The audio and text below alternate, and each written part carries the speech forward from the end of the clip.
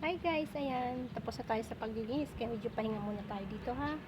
So ayan, nilagyan ko lang kaunting garbo ang aking lamesa, ang aming lamesa rather. Ayan, nilagyan ko siya ng ganyan para magkaroon naman siya ng kulay, ang buhay, may buhay ang ating garden na kaunti. Ayan, so yung mga halaman natin ipinasok muna natin doon sa loob kasi medyo mainit sa ngayong panahon. Ayan, kaya nilagay ko muna doon sa loob ang mga halaman doon sa may terrace doon sa bahay. So guys, ayan lang ating halaman. Talaga yung mga nasa paso ay nasa loob lang. So ganun talaga kasi kapag pabayaan natin dito mainitan siya kasi every week once lang ako pumupunta rito kaya hindi po pwedeng mainitan sila ng bonggang bongga, kaya ayan, doon natin sila inilagay sa loob.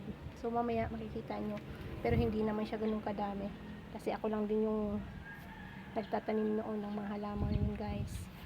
So talagang ang hilig ko talaga plantita talaga tayo, kaya ayan, suportahan nyo sana ang aking mga vlog. So kasi gusto ko lang din makatulong sa mister ko kahit paano. Kung halimbawa ako yung kumita din, hindi naman natin sinusure, pero depende po yan sa tulong ninyo at sa support ninyo guys. Kung okay pala rin at ma-monetize tayo sa YouTube, bago lang po tayo sa ating mini vlog. So ayan lang, kailangan nating magsumikap para sa ating pamilya. Siguro mga nanay, relate nyo ang sitwasyon natin. Ang kamay ko nga ngayon po sobra ng gaspang. Kung makipagkamay si mayor sa akin, baka bigyan daw ako ng 1,000 o 5,000 kasi na sobrang gaspang na po ng kamay ko. Kailangan na ipano ipakaskas, basta pa ganun, ipapalinis. So ganyan yan ang kamay ko sa sobrang sipag natin. Hindi tayo makatiis na hindi tayo makahawak sa lupa. Lagi hilig-hilig ko magtanim, sabi ng mister ko ay mag-gloves ka. Minsan nakakalimutan ko mag-gloves, kaya ganun ang kamay ko ang kamay ko nakakaawa, pero okay lang yan. Hindi tayo mag-inarte sa panahon yon, kailangan natin magsipag. Sanang may kapalit naman ang sipag natin guys. Ayan, parang napapaluha na naman ako. Ganun lang siguro mga nanay, ng mga nanay kasi napakamatyaga, pero minsan dumadaan din po ako sa nahihirapan din.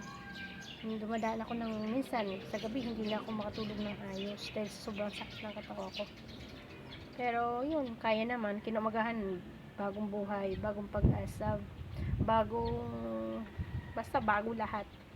Salamat sa Panginoon, brand new day, kaya bagong na naman, simula na kung ano naman ang maisipang gawin. Hati-hati lang ang time kasi ayun, mayroon pa akong isang anak na special. So kailangan talaga, nakita niyo naman siguro minsan na nagliligalig yung anak ko, pero siguro ibinigay talaga yun sa akin para talaga sa akin yun. So ganun lang talaga guys. Salamat sa lahat, supportahan niyo lang ako guys.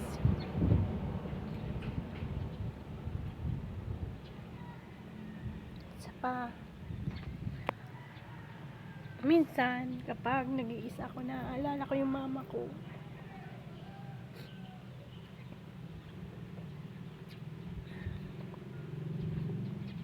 Yung mama ko guys is nawala po siya dahil noong bagyong Upong po, siya po ay nalunod. So dumaan po kami sa pagsuko.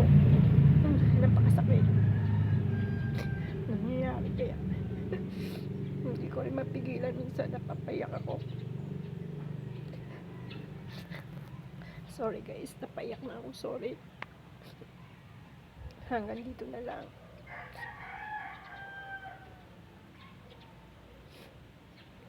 Namimiss ko yung mama ko. Malayo siya, nakarating naman ako, nakauwi ako, Pero nakita ko siya, gano'n ang sitwasyon niya. Wala na siya. Nalunod po siya. Kaso mamay ko, mahal na mahal namin yung mama namin. Kaso wala kami nagawa kasi aksidente po ang nangyari. Kaya ngayon nag-iisa ko dito, parang naisip ko na naman siya. Pasensya na guys.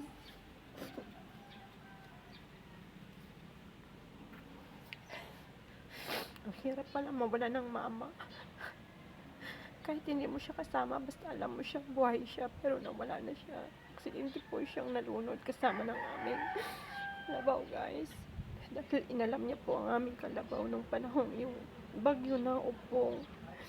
So aksidente po siyang napasama doon nung malunod ang kalabaw. So guys, sana mawala ng kalungkutan kung hindi gusto. Sorry guys, ibulalas ko lang sa inyo. So thank you for watching. I love you all. Mama, I miss you in heaven. Sana masaya ka na dyan.